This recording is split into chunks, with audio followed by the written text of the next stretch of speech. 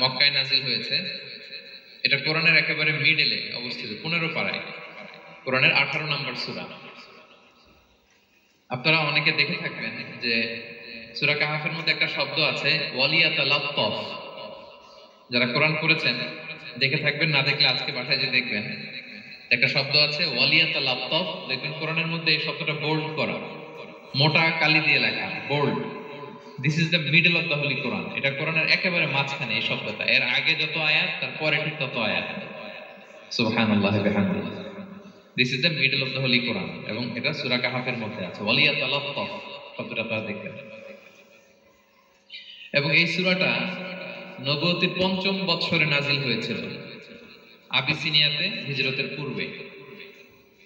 তখন সাহাবীদের উপর, নমুসলিম সাহাবাদের উপর কঠিন অত্যাচার চলতেছিল, ভয়ঙ্কর ধরনের অত্যাচার।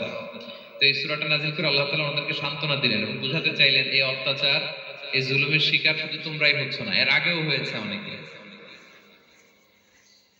7 জন যুবক ছিল রোমান সাম্রাজ্যে, তারা তাদের ঈমান বাঁচানোর জন্য এরকম কষ্টের শিকার হয়েছিল এবং তারা যে স্বপ্ন দেখেছিল সেই স্বপ্ন আল্লাহ তাআলা বাস্তবায়ন করেছেন। তো এই ঘটনাগুলো শুনিয়ে বেসিক্যালি মক্কার যে নও-মুসলিম সাহাবারা, তাদেরকে আল্লাহ তাআলা সান্ত্বনা দিচ্ছিলেন যে ফ্রাস্ট্রেটেড হওয়ার কিছু নেই। ওয়ালা তাহিনু ওয়ালা তাহজানু ওয়া আনতুমুল আ'লাউনা ইন কুনতুম মুমিনিন।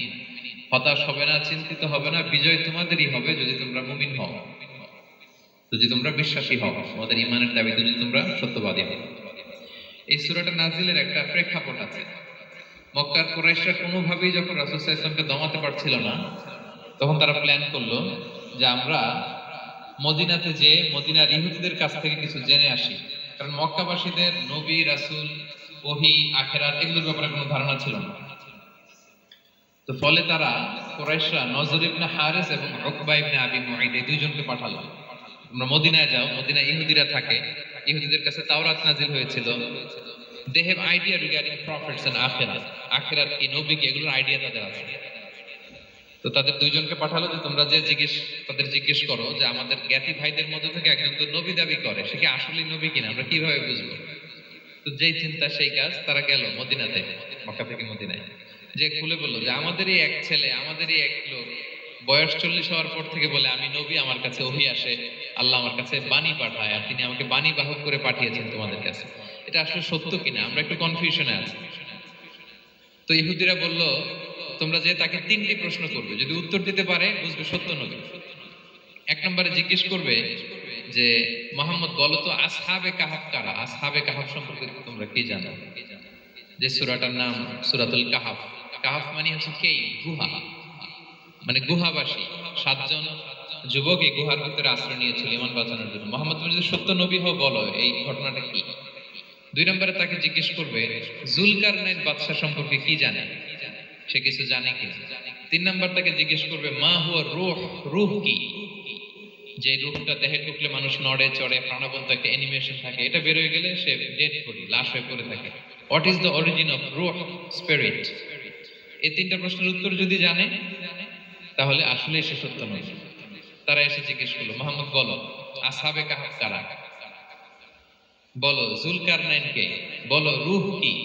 এই 3টা প্রশ্নের উত্তর যদি করতে পারো তাহলে বুঝবে তুমি সত্য নবী। রাসূল সাল্লাল্লাহু আলাইহি ওয়াসাল্লাম বললেন ঠিক আছে যাও, আগামীকাল উত্তর বলে দেব।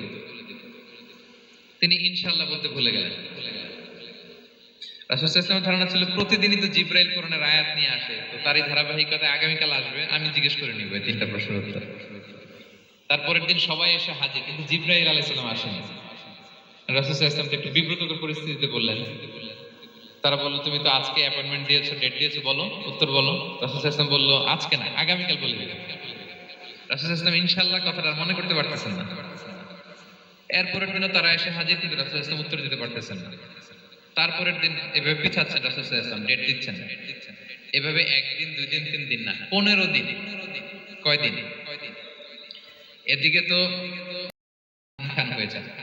সো আমরা ক্ষমতার দেখা পেলে, চেয়ার একটা পেলে আমরা যেন জালিম হয়ে না উঠি, এটা হচ্ছে এখান থেকে শিক্ষা। আমরা যেন জুলুম না করি। উনি সম্পদের মালিক ছিলেন, ক্ষমতার মালিক ছিলেন, কিন্তু উনি যে আল্লাহর বান্দা এটা ভুলে যান নাই।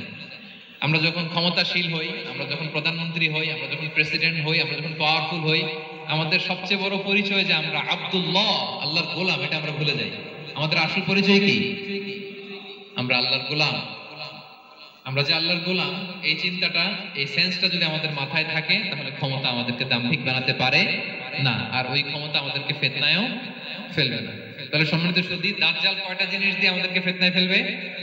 চারটা। দ্য ট্রায়াল অফ ফেইথ, ঈমানের পরীক্ষা; দ্য ট্রায়াল অফ ওয়েলথ, সম্পদ দিয়ে পরীক্ষা; দ্য ট্রায়াল অফ নলেজ, জ্ঞানের পরীক্ষা; দ্য ট্রায়াল অফ পাওয়ার, ক্ষমতার পরীক্ষা।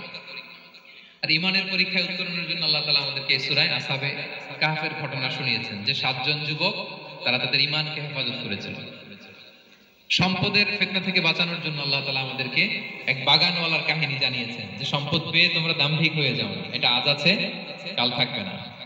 জ্ঞানের পরীক্ষা থেকে আমাদের মুক্তির জন্য আল্লাহ তাআলা অনেক বড় করে আল্লাহ নবী মুসা আলাইহিস সালাম এবং খিজির আলাইহিস সালামের ঘটনা শুনিয়েছেন, আমাদের বুঝিয়েছেন যে আমাদেরকে বিনয়ী হতে হবে, জ্ঞানের জন্য সফর করতে হবে এবং সবর করতে হবে।